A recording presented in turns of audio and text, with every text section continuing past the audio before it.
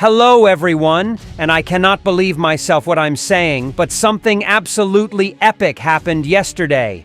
A literal 100 years of waiting have passed, but we finally saw the first part of episode 27 of Skibidi Multiverse from No Skill Clutch, and it lasted the whole freaking 5 minutes and was obviously full of a lot of plot twists and whole bunch of secrets, so it was definitely worth the wait in my opinion. And in today's video, I'll gladly reveal all of the hidden details and secrets of this episode that you could have easily missed on your own. But before I tell you the whole truth, let me ask you to subscribe to this channel and help me reach 100,000 subscribers. Well, and if you're really ready to see the results of our squad raiding the base of Skibidi, then put all your business aside for the next 13 minutes and trust me. Why Plunger Man is still mad at the POV with the hammer, and how can this affect their whole mission?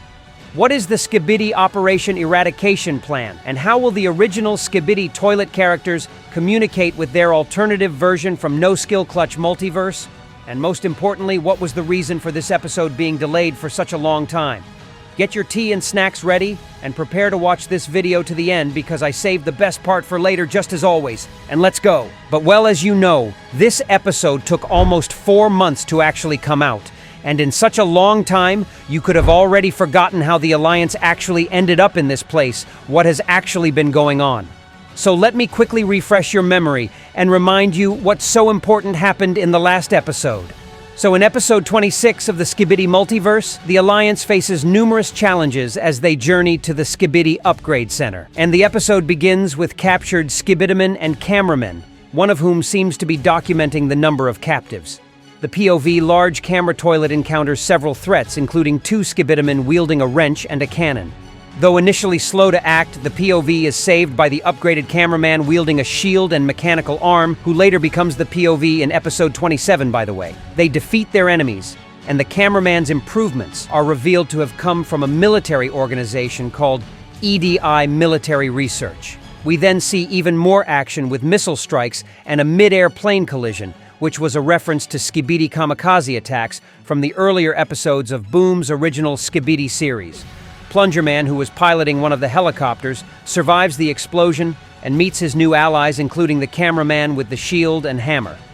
However, he is really uptight as he had to come from a parallel series where the roles were reversed, which was forced by this cameraman. Because in past events, this cameraman broke the multiverse canon, leading to greater risks for the Alliance in both universes, because the breaking of the canon caused enemies from the original series to spill into this multiverse too, doubling the threat and forcing the Alliance into even more dangerous battles. And that's why he refuses to shake hands with him, as he despises what this cameraman has done. After a brief interaction, he points to a location resembling the Skibidi toilet's main base from episode 67 of the original series, continuing this multiverse crossover. Later, our squad faces the Skibidi Mafia, but we are rescued by Titan Cameraman from the future. We also encounter the large camera toilets controlled by the parasites, but they're getting cured with the anti-parasite weapon that one of the cameramen holds. And then we also meet Astromen, which are our new enemies who possess incredible powers, as they are also able to deflect and redirect attacks. This Astroman mocks our squad by stating that his race will soon rule the whole multiverse and leaves for now, as this was not the time for his fight yet.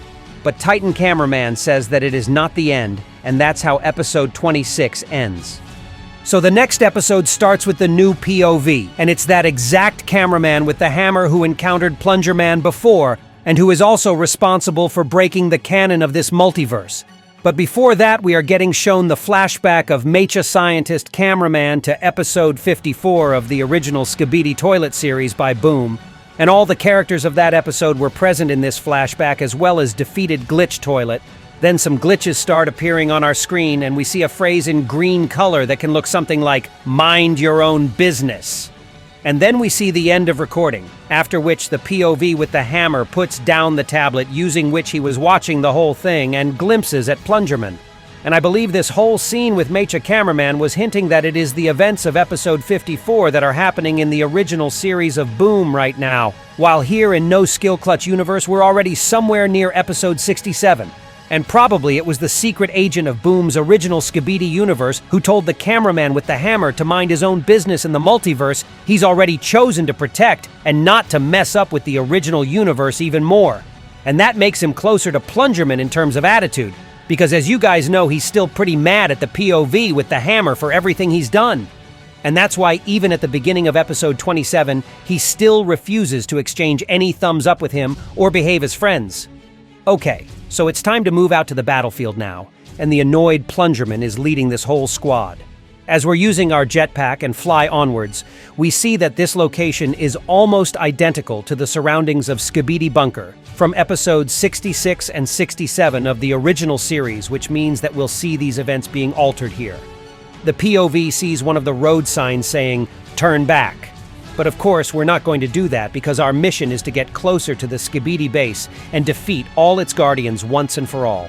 And we see one of the cameramen who has the detonating controller in his hands while the rest of our squad is getting ready to stuck the explosives around the base's entrance to eventually blow it up.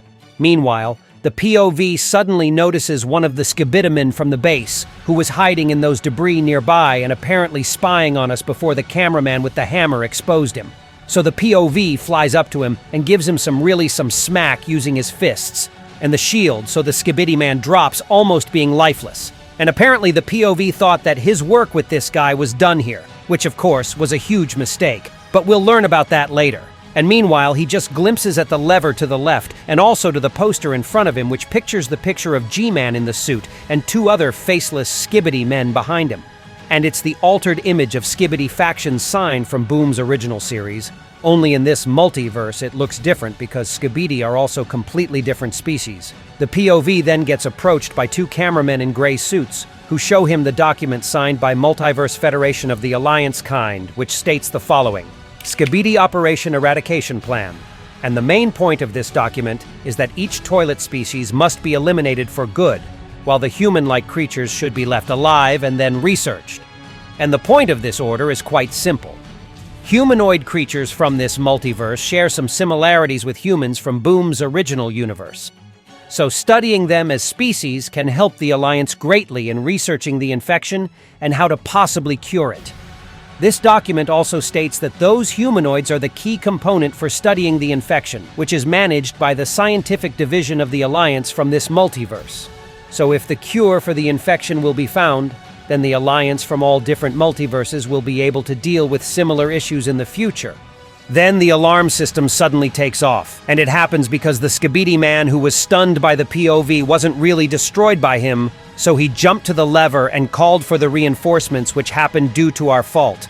And although the POV finishes this guy afterwards, what's done can't be reversed. And it angered Plungerman even more, who was already mad at us before, but thankfully the other cameraman manages to calm him down a bit. Then we see kinda ridiculous scene where a police car with the police Skibidi man inside arrives but gets instantly crushed by this huge police Skibidi toilet. An epic melee fight starts between this freak, the POV, and Plungerman, and I'm not gonna lie, this whole scene looks really similar to the final fight between Skibidi scientist Plungerman and the Dark Speaker Man from episode 70 of Boom's original series. No skill clutch became really insane in terms of skills as an animator, and now his multiverse is really close to the original Skibidi toilet in quality. Well, at least that's what I think. As the POV gets pushed back to the explosives cargoes, he notices how some of those explosives are already damaged, which isn't quite good at all. And the tragedy actually almost happened because the police Skibidi toilet wanted to shoot in our direction. But thankfully, he got distracted by the alternative plunger toilet, the original TV woman and also TV woman toilet. And all of them look hella funny but also cute together. And I really liked all the interactions between two TV women from different universes among each other too. And it was also really cool how one TV woman hypnotized the Skibidi toilet, while the other burned him down with the power of the yellow TV glow. And don't even get me started on Plunger Man being completely shocked at the image of, well, actually himself right in front of him sitting in the toilet. So yeah, I laughed quite a lot when I saw this scene for the first time. Then the POV even intends to pat TV woman toilet by her TV screen, but of course she cringes away from him and looks at him quite angrily as if she was saying, "What the hell, bro? Hands off." And what cracked me even more is how the other TV woman looked at us like at a complete donkey before teleporting away. It seems like the cameraman with the hammer keeps behaving like a complete, well, let's say weirdo, so it's not only Plungerman who seems to dislike him a bit. The POV tries to become simp so bad that he crashed on 2 TV women at the same time, which is quite insane. So yeah, apparently Elite Cameraman has a new rival now. Bruh. Okay, and then something truly insane happens next, as no other than G-Man himself arrives to the scene, and our squad realizes that we need to save ourselves ASAP, otherwise all of us will simply get fried by G-Man's lasers. But then something really suspicious happens, because instead of attacking anyone from our squad, G-Man just blows up the explosives that lied next to the bunker's door, and that basically opens the whole entrance for us to go in. And something tells me that this is no coincidence and G-Man could have done it on purpose. But why? Is he interested in some Alliance's members to get inside of Skibidi Base? Or maybe there's even something bigger going on, and he wants to know something about the Skibidi infection too, and thus partly cooperates with the Alliance's plan? That all doesn't make much sense at the moment. So I hope that the second part of the episode reveal more about his motivations to us, if it ever comes out, of course. But the POV doesn't see any oddities yet, so he just shows an inappropriate gesture to G-Man and flies inside the bunker's entrance, as well as 2 Plungermen and some other cameramen and camera toilets from his squad. And we also see how G-Man still decided to destroy a bunch of cameramen at the very end, which may contradict the possibility of him helping the Alliance in this episode. But on the other hand, maybe he did that so that we wouldn't suspect him in anything traitorous yet. In any case, this is still pretty weird to me. And what do you guys think about it personally? Plus, don't forget the epic ending scene where G-Man basically looks at us while leaning to the ground and even smiles at us, but guess what? He doesn't shoot lasers from his eyes at us and instead just leaves. So although he destroys some of the cameramen from our squad, he basically lets all the other members of the Alliance live. And after he leaves, he also blocks the way back for us completely, as if he was saying, the only way to go from now on is only forward. And once again, doesn't it look really sass to you guys? All of this seems to be more like a part of someone's really thought-through plan. So the cameramen accept their gloomy fate and get ready for the incoming fights and dangers of Skibidi Bunker. And I cannot wait to see what's going to happen next in this multiverse. And that was all for today. Be sure to subscribe to my channel not to miss my new videos about different Skibidi multiverses that I make to entertain y'all. And that was me, ISO Toilet. See ya!